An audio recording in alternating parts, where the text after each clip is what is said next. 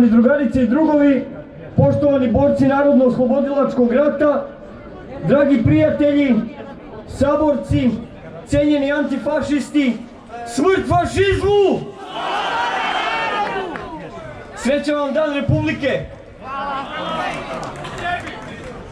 Pozdravljam vas ispred pokreta Jugoslovenski centar Tito Beograd, Saveza udruženja boraca Narodno-oslobodilačkog rata grada Beograda, Saveza udruženja boraca Narodno-oslobodilačkog rata grada Novog Sada, Društva za istinu o NOB u Jugoslaviji i Javnarskog foruma Josip Broz Tito i pokreta od Vardara do Triglava.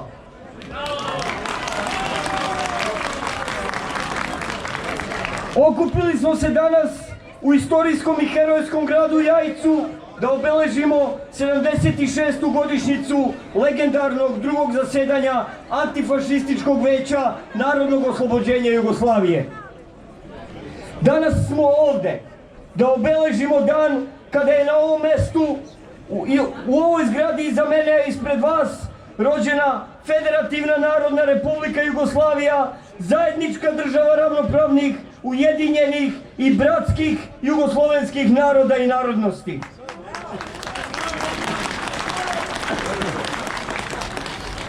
Te davne 1943. godine našu domovinu Jugoslaviju su stvarali najbolji sinovi i kćeri koje je jugoslovenska majka ikada rodila. 48 godina kasnije su je razbili i uništili najgori izdajnici, fašisti, nacisti i nacionalisti koji su ikada hodali od Triglava do Đevđelije i od Đerdapa do Jadrana.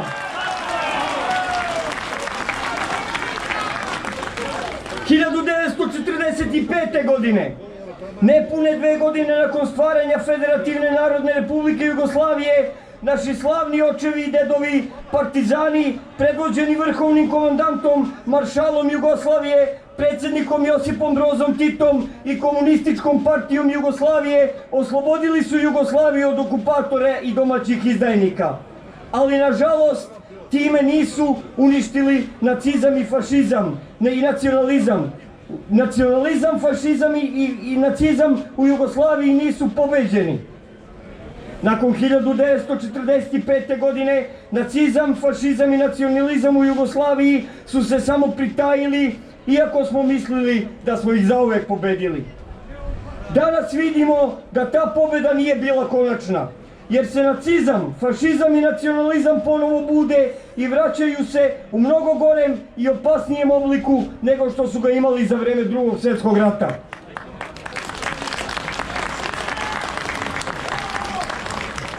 Poštovani borci NOR-a, poštovani drugarice i drugovi, dragi prijatelji, saborci, cenjeni antifašisti. Ključno pitanje koje se sada postavlja pred nas je hoćemo li se mi svi kao jedan pod zastavom antifašizma ujediniti u zajedničkoj borbi kako bi pobedili ta 3 najveća zla u istoriji čovečanstva i kako bi ih jednom zauvek oterali tamo gde im je mesto, a to je đubrište istorije.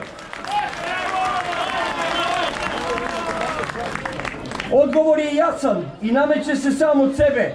Hoćemo i moramo da se ujedinimo. Hoćemo i moramo da pobedimo, jer to je obaveza koju su nam u nasleđe ostavili naši slavni očevi i dedovi, partizani koji su stvarali Jugoslaviju, koji su krvarili i prolivali svoj znoj, svoje suze na Sutjesci, Neretvi, Kadinjači, Kozari, na Drvaru, na Zelengori i Majevici i na Sremskom frontu.